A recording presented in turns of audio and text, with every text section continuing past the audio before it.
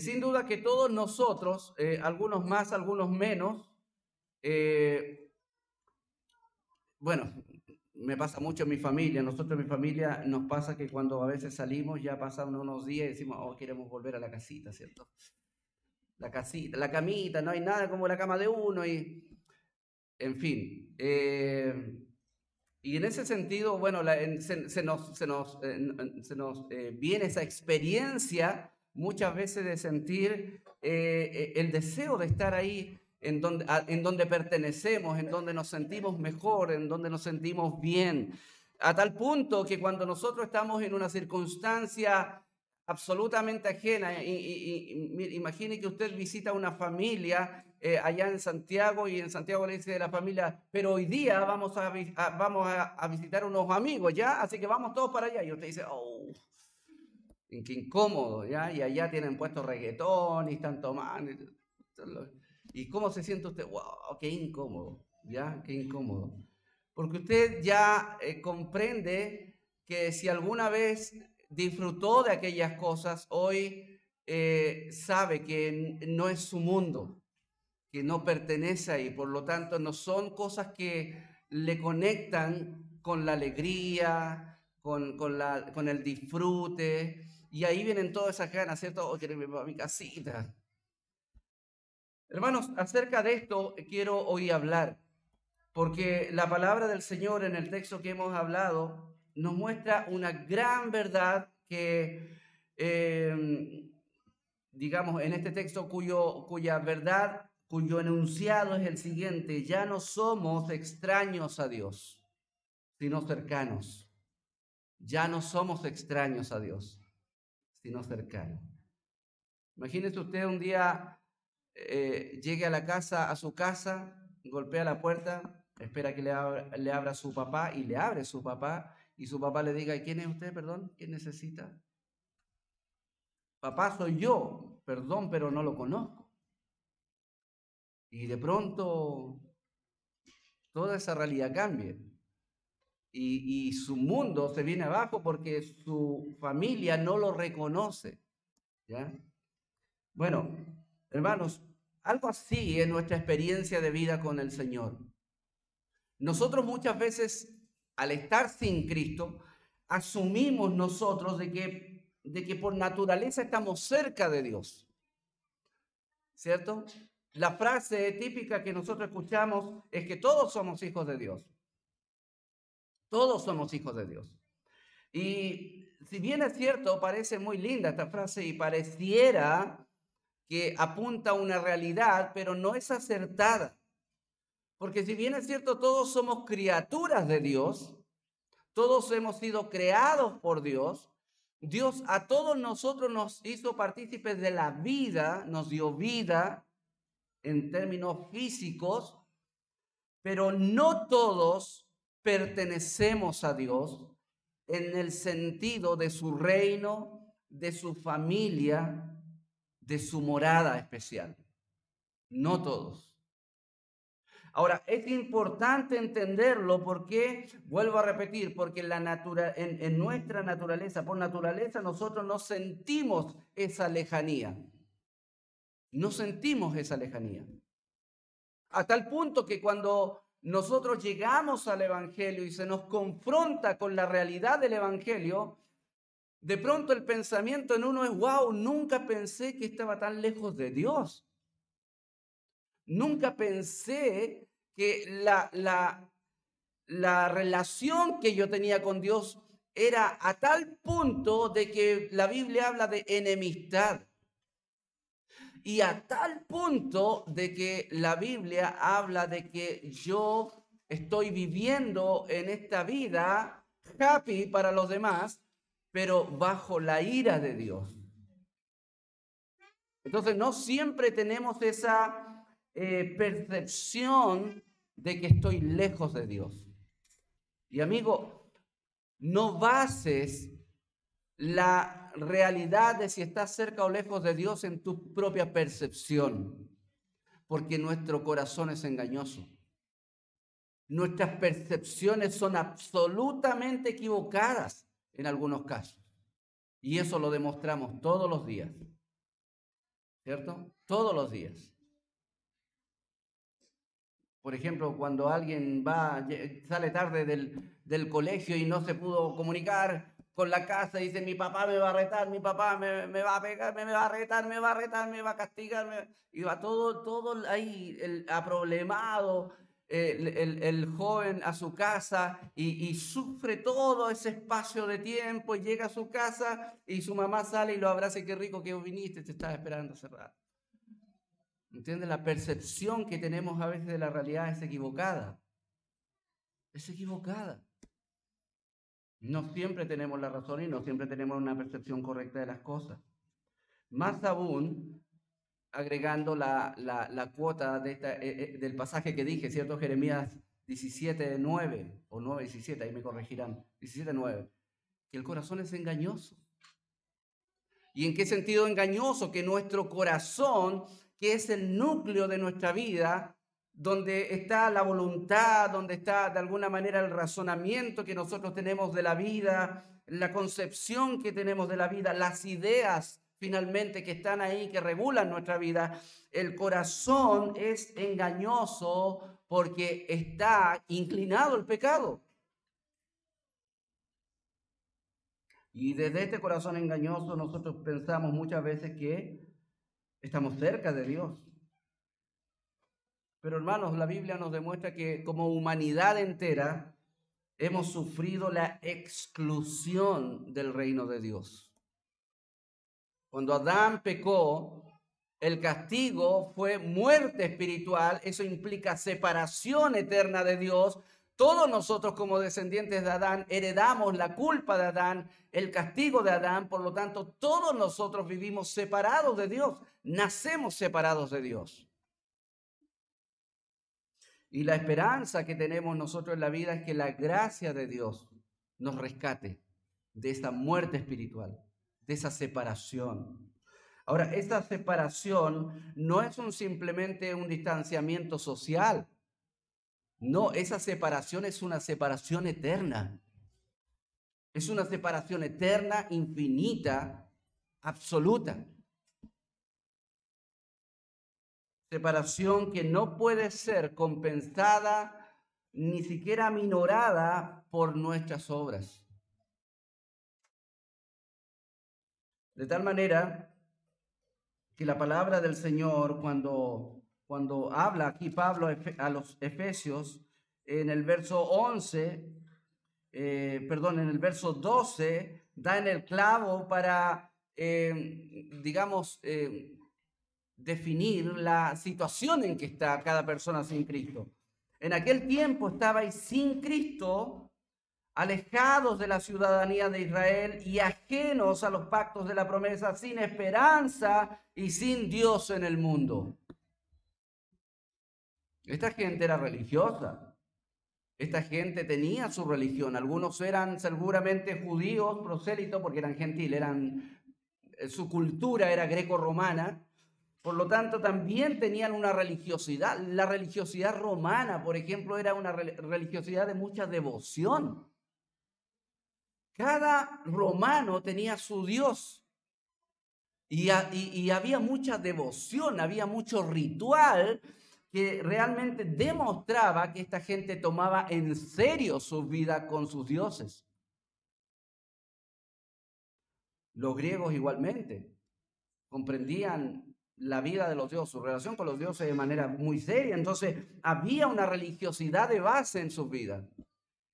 Pero Pablo le dice, si estás sin Cristo, como hemos cantado, sin Cristo no tienes nada. Estás sin esperanza y sin Dios en este mundo. Puedes nacer en la iglesia y morir en la iglesia, pero irte al infierno sin Cristo. Porque Pablo dice en el verso 12, cuando estamos sin Cristo, estamos sin esperanza y sin Dios en este mundo. Entonces no importa qué percepción tengas tú de tu relación con Dios. Realmente la percepción que tú y yo tengamos no puede definir la verdadera situación de mi relación con Dios. No puede definir aquello. Grandes religiosos en el tiempo de Jesús, grandes religiosos, personas absolutamente intachables, fueron realmente, impelidos por Cristo, fueron desafiados por Cristo a revisar su vida espiritual. A uno de ellos le dijo: tú necesitas nacer de nuevo.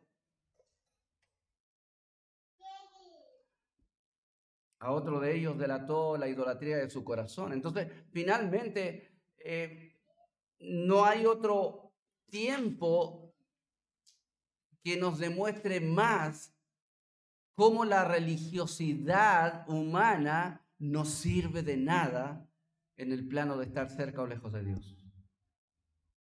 Porque la mera religiosidad humana está basada en el esfuerzo personal por agradar a un Dios santo. Pero como hemos dicho, innumerables oportunidades es por gracia, no por obras. Es por gracia, no por obras. No depende del que quiere ni del que corre, dice el apóstol Pablo, sino de Dios depende, que es el que tiene misericordia. Por lo tanto, hermanos, cuando la palabra del Señor nos ayuda a entender cuál es nuestra condición frente a Dios sin Cristo, siempre está este condimento: lejos, extraños, extranjeros, advenedizos. De hecho, la palabra que ocupa aquí cuando dice ya ustedes ya no son extranjeros ni advenedizos, la palabra extranjero denota una persona que viene de un país extranjero, pero que entiende en su corazón que no le debe ninguna lealtad a su país. Es decir, nosotros, respecto de Dios, sin Cristo, somos personas que no tienen ninguna vinculación con el reino de Dios.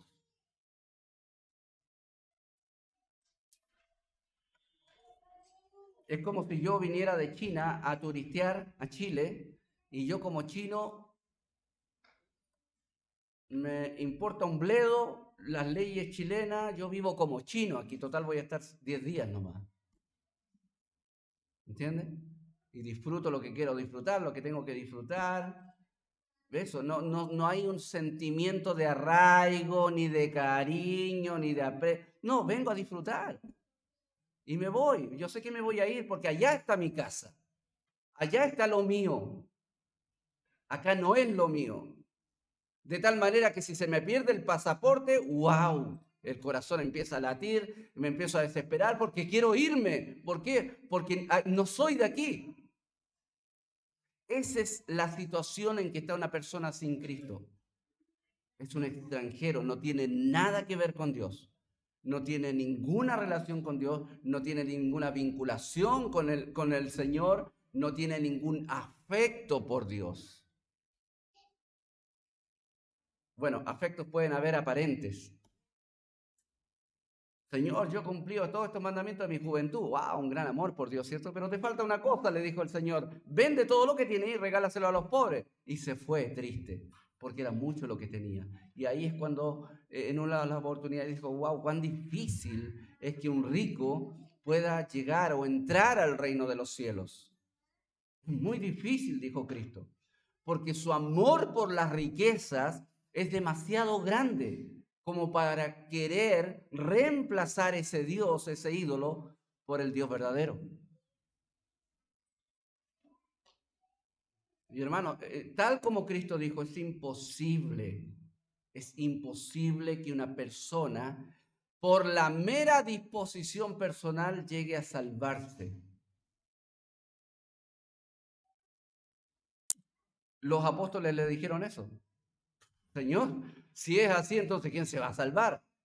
Y ahí está la gran frase de Cristo, ¿cierto? Que tiene que ver con la salvación. Ojo, esa frase tiene que ver con la salvación, no con otra cosa, particularmente con la salvación. Lo que es imposible para el hombre es posible para Dios. Todo es posible para Dios. El contexto está diciendo, cuando tú ves a una persona y dices, ¿cuándo este va a salvarse? Lo que es imposible para los hombres es posible para Dios. Dios puede obrar en el corazón de una persona profundamente, más allá de nuestras propias expectativas, más allá de nuestras propias esperanzas.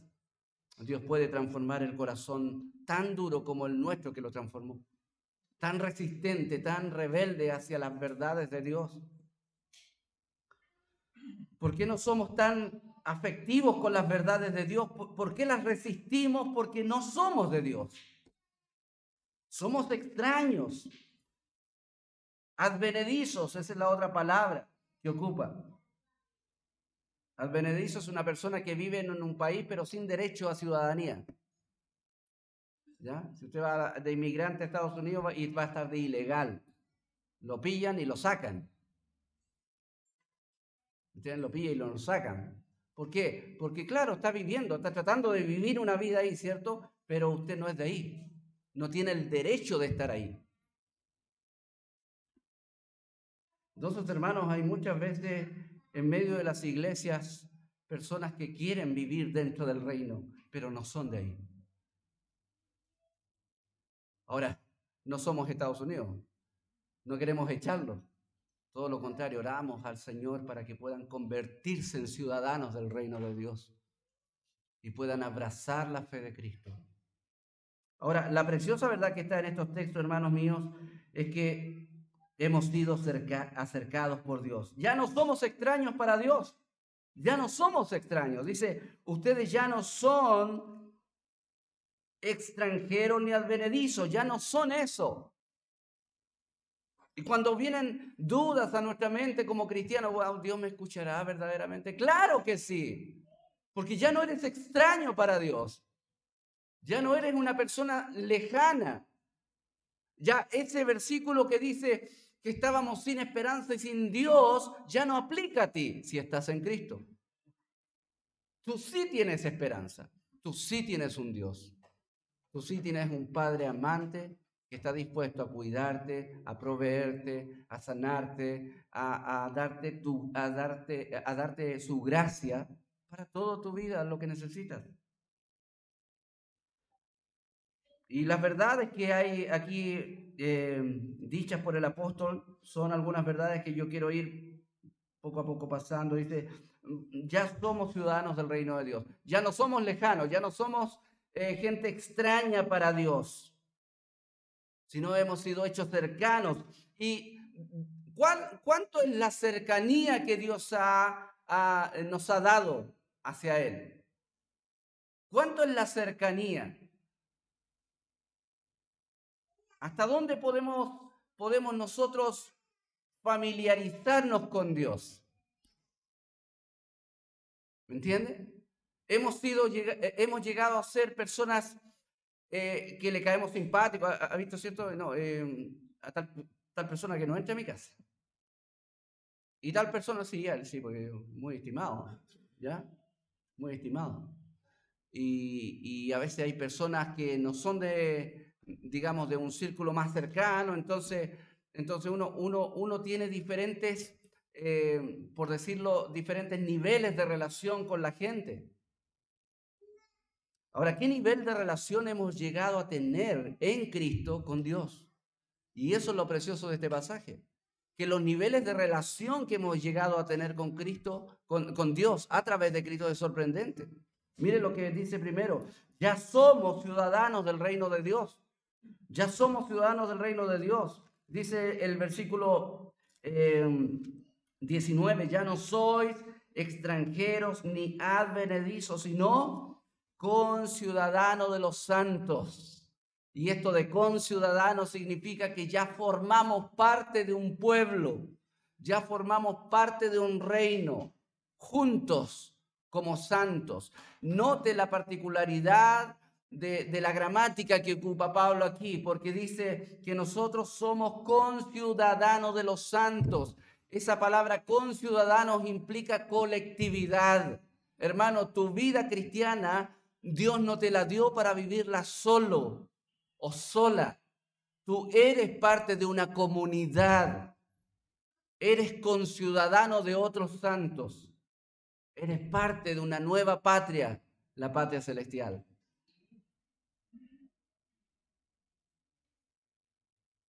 La palabra del Señor, vuelvo a apelar al verso 12, nos dice que nosotros estábamos sin Cristo excluidos de la ciudadanía de Israel. excluidos de la ciudadanía de Israel. Como humanidad hemos dicho, hemos sufrido la exclusión de su reino. ¿Cuál fue una de las primeras acciones que tomó Dios con Adán? Echarlo del huerto. Ahora, ¿qué era el huerto? ¿Era el plan de Dios tener a la humanidad metida en ese huerto para toda la eternidad? No, el huerto implicaba un aspecto importante, porque el proyecto de Dios, que podemos verlo en el mandato cultural, cuando dice sojuzgar la tierra, llenadla, multiplíquense, el plan de Dios era el desarrollo de la humanidad. ¿Pero por qué lo puso en un jardín a labrarlo? ¿Íbamos a pasar toda la vida haciendo agricultura? No, era el espacio que Dios puso. Era el Edén, de alguna manera simboliza, o más bien es el lugar concreto donde Dios se relaciona con el hombre, donde Dios se encuentra con el hombre, donde el hombre tiene el deleite de la comunión con Dios y en donde Él de alguna manera muestra esa sujeción a su autoridad. El Edén, hermanos míos, es el lugar donde el hombre se encuentra con Dios. Y este Edén es replicado en toda la Biblia hasta el final de los tiempos. Siempre Dios ha querido tener comunión con el hombre. Siempre Dios ha querido tener un pueblo al cual derramar su amor y misericordia y gracia. Y el proyecto comenzó en Edén. Pero ¿sabe qué es una de las cosas que perdió Adán? No solamente su comunión, sino que el elemento central de la comunión. El lugar donde ese pueblo iba a habitar con Dios. Por eso más adelante vemos en el tiempo de Israel, ¿cierto? Como Dios manda hacer un tabernáculo.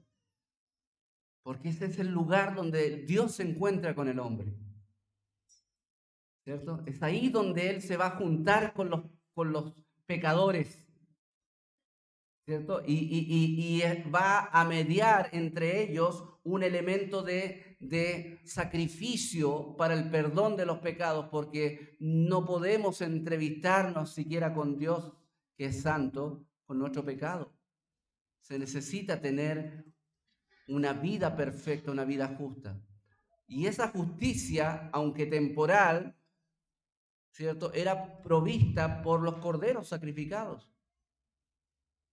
Y Dios se relacionaba con el pueblo de esa manera. Más adelante sigue el templo de Dios, el lugar donde Dios se encuentra con su pueblo. Luego destruido el templo. Y luego tenemos Juan capítulo 1, verso 14, que dice: y el verbo se hizo carne. ¿Y qué dice? Sí, y esa palabra literalmente en el griego es: y puso su tabernáculo en medio de nosotros. Él es el tabernáculo. Él es el templo. Él es el Edén. Él es nuestro reposo. Colosenses capítulo 1, verso 13 dice lo siguiente: porque Él nos libró del dominio de las tinieblas y nos trasladó al reino de su amado Hijo. ¿Por qué ahora somos ciudadanos del cielo? ¿Hicimos una postulación en la embajada? ¿Qué pasó? Es que ahora soy miembro de la iglesia, entonces soy ciudadano. No, si la membresía en la iglesia no te da el derecho espiritual de ser ciudadano del cielo. Hay una manera, dice el apóstol Pablo, de llegar a ser ciudadano del cielo, de llegar a ser ciudadano de su reino. Dice, porque Él nos libró primero del dominio de las tinieblas. Nosotros pertenecíamos al reino de las tinieblas. Y Él nos trasladó al reino de su amado Hijo. Él lo hizo. Él lo hizo. No fui yo, no fuiste tú, no fuimos nosotros. Él, por su misericordia, nos sacó de un lugar y nos puso en otro. Porque tú y yo jamás pudiéramos haberlo hecho. Jamás.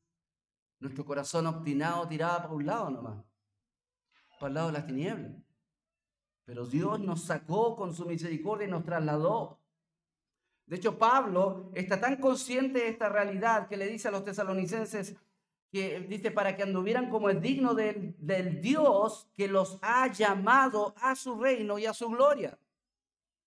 El reino al cual pertenecemos ahora es glorioso. Y debemos andar dignos como merece nuestro rey.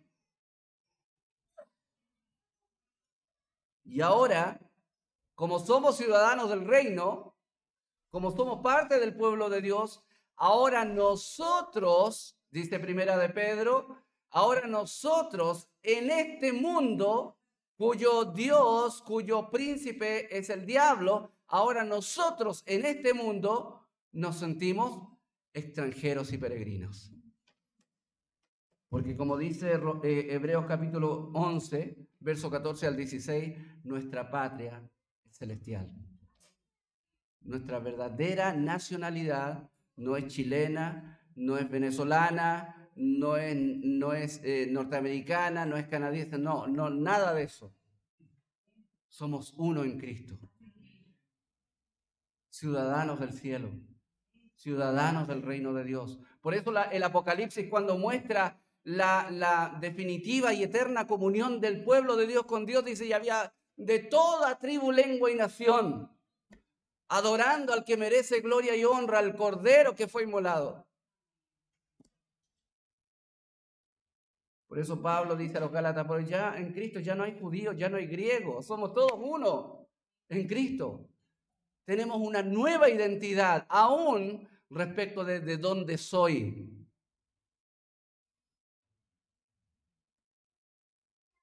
Por lo tanto, nuestra identidad primordial, primaria, no es la terrenal. Dios, por misericordia, nos concedió nacer en tal o cual país, pero nuestra verdadera ciudadanía está en los cielos. Hermano, qué precioso es. Qué precioso es cuando tú vas a otro país y encuentras hermanos en Cristo. Y no son extranjeros ni peregrinos. O sea, no son extranjeros para uno, digamos. Y hablamos el mismo idioma, el mismo lenguaje, y queremos y nos gozamos de las mismas cosas, y, ¿me entiendes? Nos cuidamos de las mismas cosas. ¡Qué precioso!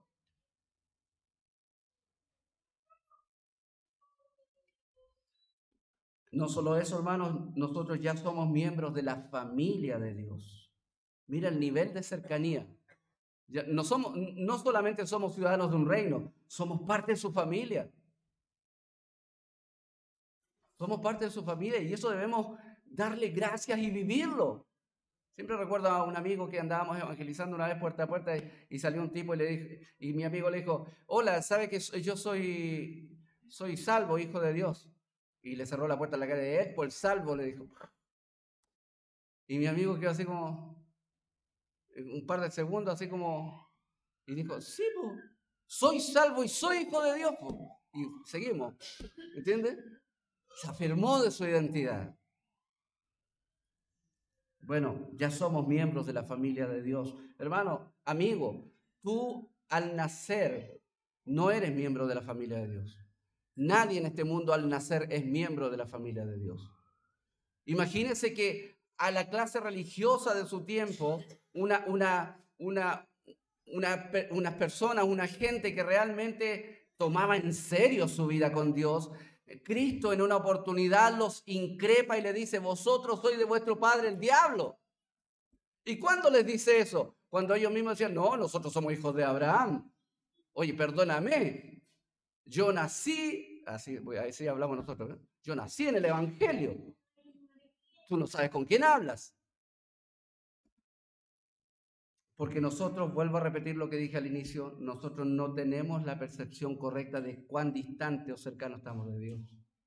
Solemos tener una impresión equivocada. Entonces esa gente se creía parte de la familia de Dios. ¿Sabe por qué? Porque se habían circuncidado. No, ya soy ya. Yo voy a la iglesia, hermano, usted voy desde chiquitito. Yo soy parte de. Y qué mal, hermano, qué mal hacemos a veces las iglesias cuando de pronto llega alguien que no sabemos ni siquiera de quién es y decimos, hola hermanito, qué bueno que nos visita. ¿Y cómo sabe que es hermano? A veces le podemos hacer un daño. dándole a entender a él que sí está bien con Dios cuando lo que más necesita a veces desesperadamente es el evangelio.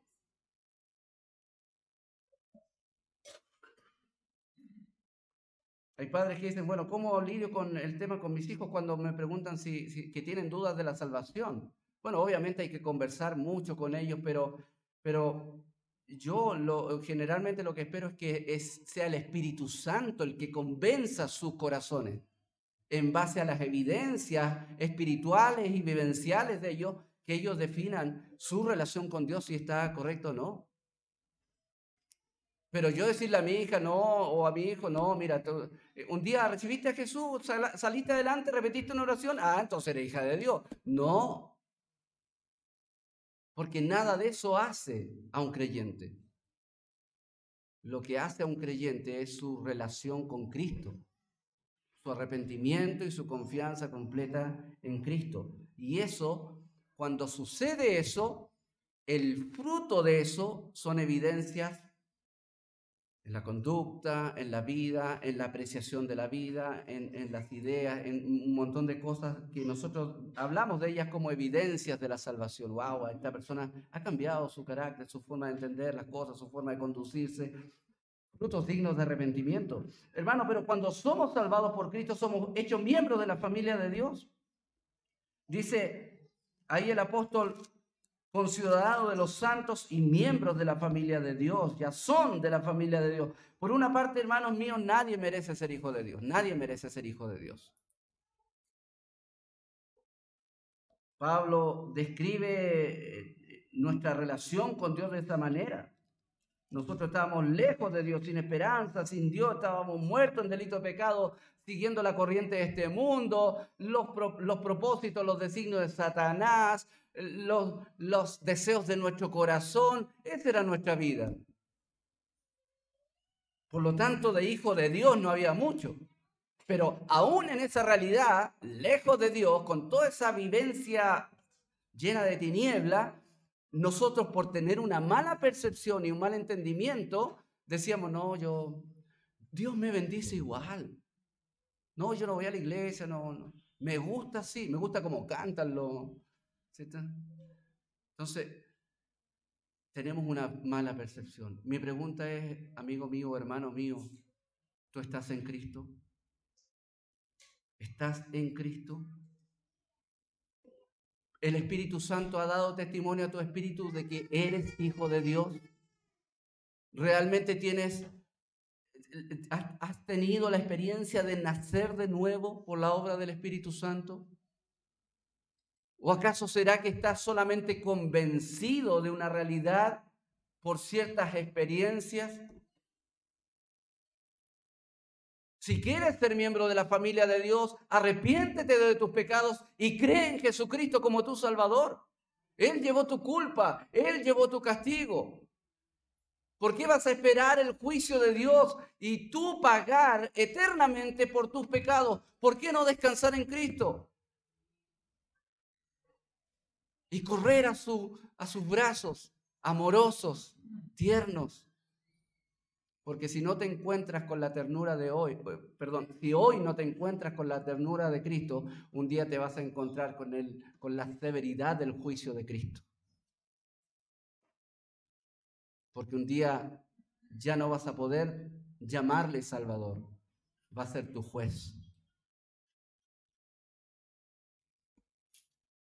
Entonces, necesitas a Cristo para estar en la familia de Dios.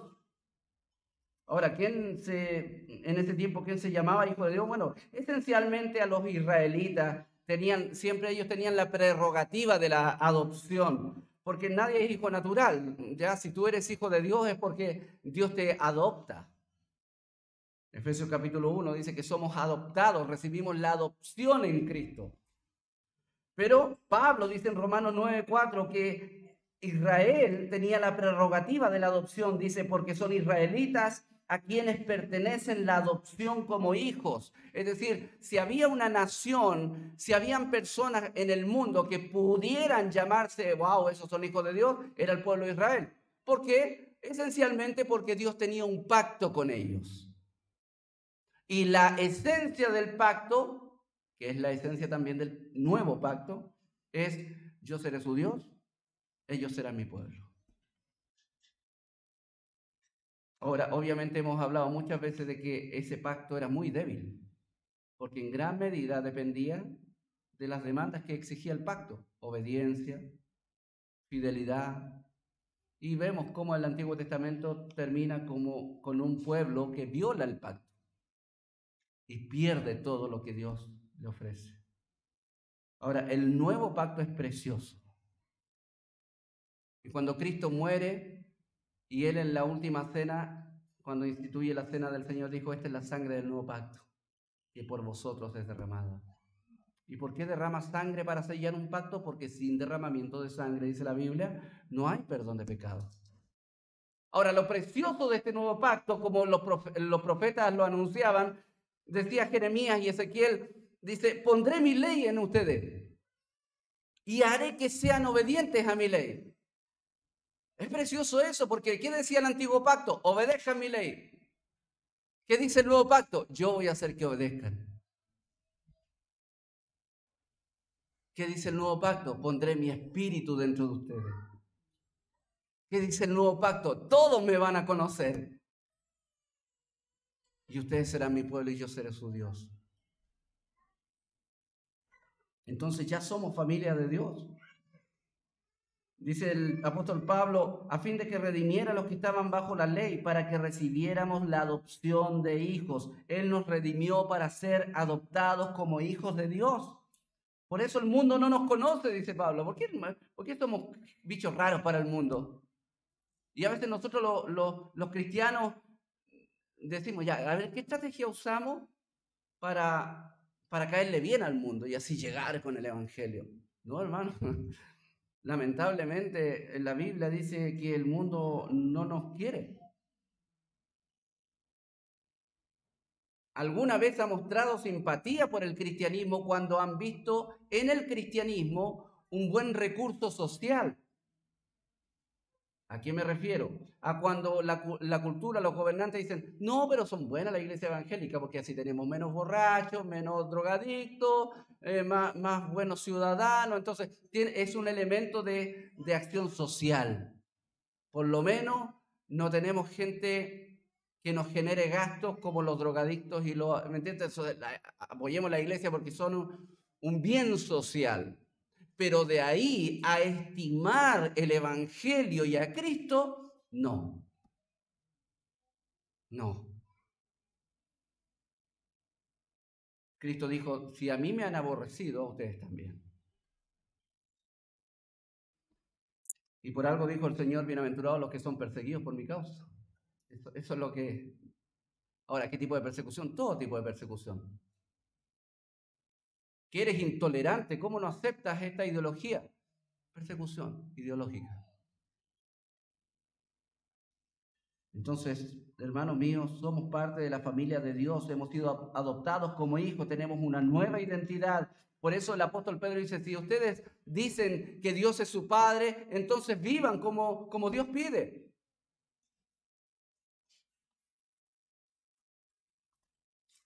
Parece una pobre parafraseo, pero lo voy a leer literalmente. Es mejor el texto que mi paráfrase.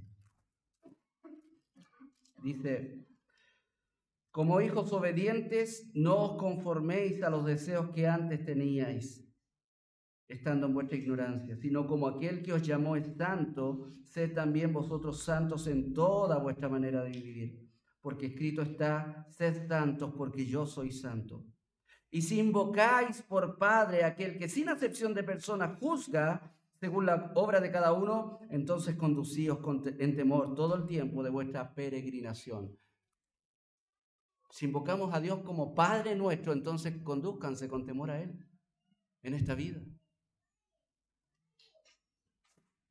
Hay un precioso pasaje ahí en la Biblia que usted lo sabe de memoria seguramente. Dice el apóstol Juan: mirad cuál amor nos ha dado el Padre para que seamos llamados hijos de Dios. Hermanos, tú y yo no teníamos ninguna posibilidad de ser parte de la familia de Dios. Ninguna posibilidad. Éramos rebeldes, Pablo dice en Efesios 2, éramos hijos de desobediencia y éramos hijos de ira. Pero mirad cuál amor nos ha dado el Padre para que seamos llamados hijos de Dios, dice el apóstol Juan. ¿Y sabe lo que dice después de eso? Y eso es lo que somos. Y dice, amados, ahora somos hijos de Dios y aún no se ha manifestado lo que habremos de ser. Algún día seremos distintos, ya no habrá pecado, ya tendremos un cuerpo glorificado, ya habrá otra realidad. ¿Me entiendes? Eso es lo que apunta el apóstol Juan. Todavía no se manifiesta lo que vamos a hacer finalmente, en concreto, el producto final. Pero ahora, dice Juan, ahora somos hijos de Dios. Y eso, hermano, alégrate con eso. Gózate con eso. Gózate con eso. Hay gran alegría. Yo sé, mi hermana Corina debe recordar, gran alegría cuando un extranjero dice, ¡me salió la visa! O me salió, ¿me entiendes? La residencia, ¡wow! Pero ¿sentiste ese gozo cuando te salió la ciudadanía celestial? El día en que Cristo tomó tu vida y te trasladó a su reino. Cuánto gozo debe haber en nuestros corazones por eso. Cuánta alegría al adorarle, hermanos míos, al alabar por su misericordia. Ahora, ¿cómo llego a ser hijo de Dios? Bueno, la Biblia lo dice, pero todos los que le recibieron les dio el derecho de llegar a ser hijos de Dios, a los que creen en su nombre. La única manera en que tú puedes llegar a ser un hijo de Dios no es naciendo en el Evangelio, no es naciendo en una familia cristiana, no es ser hijo de pastor, nada de eso. Para nacer de nuevo, para tener el derecho de llegar a ser hijo de Dios, dice, debes recibir por la fe a Jesucristo en tu vida. No solamente somos familia de Dios, no solamente somos parte del reino, dice aquí el texto que también somos templo donde Dios mora. Efesios capítulo 2 dice, conciudadanos de los santos, miembros de la familia de Dios. Y mire lo que dice el 22, en quien vosotros también sois juntamente edificados para morada de Dios en el Espíritu. Y volvamos al Edén. Ahí era la morada de Dios con el hombre. Precioso. Pero se perdió. Luego, la morada de Dios con el hombre en el tabernáculo, donde Dios se juntaba con su pueblo. Luego, el templo, ¿cierto? Era la morada de Dios con su pueblo. El templo era muy importante. ¿Se acuerda cuando Asaf casi se resbalan sus pies? Dice, por poco resbalaron mis pasos, porque tuve envidia de los que prosperan, de los impíos que prosperan, y wow, de pronto dije, en vano he lavado mis manos en inocencia, hasta que entrando en el santuario, ese es el templo, ahí, con Dios, comprendí el fin de ellos. Eso es la comunión con Dios en el templo. Pero ya no hay templo, y no esperemos que haya templo, porque el templo es Cristo. Vino y habitó entre nosotros. Él es el templo. El perfecto templo. Ahora, ¿cómo sabemos eso también? ¿Qué dijo el mismo? Hablando del templo, de que los judíos eran, este es nuestro templo, mira, precioso, mira estos edificios, le decía a los apóstoles, mira estos edificios, mira qué precioso templo. ¿Qué dijo el Señor? Dijo, derriben este templo y yo en 3 días lo voy a edificar. ¿Y qué decían los judíos? ¿Cuántos años se han demorado haciendo este templo? Y este tipo en 3 días, loco. ¿Pero qué dice el Evangelio? Pero esto decía de sí mismo. ¿Y cuándo conectaron los apóstoles con esa realidad? Cuando resucitó. Ahí se dieron cuenta de que se refería a su resurrección. En 3 días lo voy a edificar. Por lo tanto, Cristo se identifica a sí mismo como el templo, porque Él es el verdadero templo donde el hombre se junta con Dios a tener comunión. Él es el verdadero tabernáculo donde Dios se entrevista con el hombre. Él es el verdadero Edén, es el reposo eterno del pueblo de Dios con su Dios. Y Él también, por el hecho de que es la cabeza de un cuerpo que es la iglesia, también nos llama a nosotros como iglesia de Cristo su templo. Mire lo que dice Pablo a los Corintios. Dice, ¿no saben ustedes que ustedes son templo? Bueno, ojo que en Corintios, en 1 Corintios 3 y en 1 Corintios 6 habla de que nosotros somos templo. Pero hay una distinción. En 1 Corintios capítulo 6 habla de que somos templo en el sentido de que nuestro cuerpo es templo del Espíritu. ¿Cuál es el contexto en el cual Pablo habla esto? Porque ellos estaban entregándose a la inmoralidad, así como si nada. A la prostitución, a la inmoralidad en general. Y él decía, oye, ¿qué pasa? Tu cuerpo es templo del Espíritu, no puedes tomar el templo de Dios y echarlo con una ramera. Pero en el capítulo 3, cuando habla de que somos templo de Dios, habla de la iglesia. Pablo le dice a los corintios como iglesia, ustedes son el templo de Dios, donde Dios habita en medio de su pueblo. ¿No saben ustedes que son templo de Dios y que el Espíritu de Dios habita en ustedes? Si alguno destruye el templo de Dios, hablando de estas divisiones que tenían en Corintios, ¿cierto? Uno decía, no, yo soy de Pedro, otro de Pablo, no, y habían puras divisiones. ¡Wow! Qué trágico es cuando una persona quiere dividir el cuerpo de Cristo. Si alguno destruye el templo de Dios, Dios lo destruirá a él. ¿Por qué? Porque el templo de Dios, que es la iglesia, es santo para Dios. No juguemos con la iglesia de Cristo.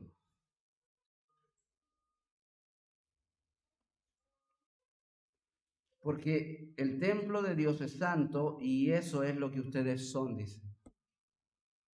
Y claro, nos podemos mirar a nosotros mismos y, pucha, ¿qué tan santo soy yo, pastor? No me considero. Pero para Dios somos santos. Está hablando posicionalmente. ¿Qué somos? Volvemos a Juan. Todavía no somos lo que vamos a terminar. Todavía no somos santos en plenitud, pero ya hemos sido santificados por Cristo porque ya nos apartó del mundo y nos hizo su pueblo. Y primera de Pedro, hablando de esta realidad, también dice, viniendo a él, a Cristo, como una piedra viva. Cristo es una piedra viva que ha sido desechada por los hombres, pero escogida y preciosa delante de Dios. Está hablando de edificación, lo que los constructores aquí entenderán un poco. Antiguamente, cuando en el tiempo de Jesús y antes también, alguien quería hacer un edificio, en este caso un templo, por ejemplo, siempre había, uno de los primeros pasos es que había que ir a la cantería, ¿ya? Vamos a Pelequén, ahí a los canteros, y dice, había que buscar una piedra angular. La piedra angular es una piedra rectangular que tenía lo más perfecto posible sus planos, porque esa piedra se ubicaba en una esquina de la futura casa y esa piedra le daba en la línea para allá, la línea para allá y la línea para arriba. Era una verdadera escuadra que encuadraba toda la construcción. La piedra angular no podía ser deficiente. Imagínense si fuera más abierta el ángulo. Quedaba mal la construcción. Si fuera más cerrada, quedaba mal la construcción. Tenía que ser perfecta. Esa es la piedra angular. Y Cristo es llamado en la Biblia como la piedra del ángulo. Bueno, ¿y cuál es la edificación? La iglesia de Cristo. En donde dice Pedro, nosotros también como piedras vivas somos edificados sobre esta piedra angular como casa espiritual para un sacerdocio santo, para ofrecer sacrificios espirituales aceptables a Dios por medio de Cristo. Hermanos míos, somos templo de Dios, somos reino de Dios, somos familia de Dios. Ya no estamos lejos de Dios, estamos cerca de Dios, somos parte de Él. Y todo esto por el Espíritu Santo. Somos edificados, dice, para morada de Dios en el Espíritu. Es el Espíritu Santo el que hace realidad estas bendiciones de la redención que hay en Cristo.